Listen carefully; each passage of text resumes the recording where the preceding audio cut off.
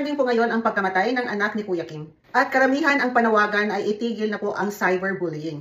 Pero ang hindi po natin napagtuunan ng pansin ay kung ano ba talaga ang ugat. Bakit ba nagkaroon ng mental health issue si Eman sa napakamurang edad? Nung siya pa lang po ay 12 years old. Alam niyo po ba na nakita po sa autopsya na meron po siyang chronic asthma? Ibig pong sabihin ay meron po siyang hika simula po ng bata pa po siya. At meron din pong nakitang mga gamot na iniinom po niya para po sa hika. Ibig sabihin, iniinom na po niya ito simula din pagkabata pa po niya. Ano naman ang connection nito sa mental health issues? Naku, napakalaki po.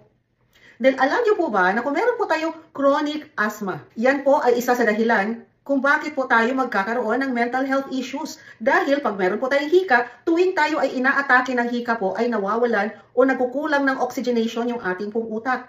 At dahil chronic nga ito, ibig sabihin, palagi pong na-expose yung utak sa low oxygenation. At hindi lang po yun, mababa yung oxygenation, tumataas naman po yung carbon dioxide. At ano mangyayari sa utak natin pag walang oxygenation? Aba, kailangan po ng oxygen. Lagi po yung ating pong utak kasi yan po yung ating pong CPU. Nako, grabe po yung trabaho ng ating pong utak. Pag walang oxygenation po yan, aba, hindi po makapagtrabaho ng maigi po yan at hindi lang yon.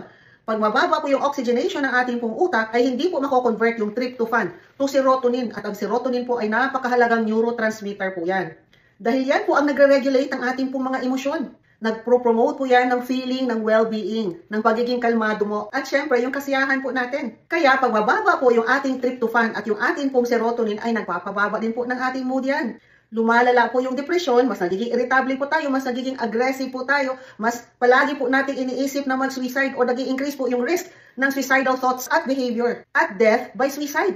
Pag mataas naman yung carbon dioxide, yung parte naman po ng utak natin na nagko-control naman po sa takot o yung fear, ay hindi din po gagana yan. Kaya po mas nagiging heightened po yung ating pong fear factor. Kaya sobra naman po tayong nagiging balisa at palagi po tayong nagugulat. Ito po yung sanhi ng mga panic at anxiety attacks.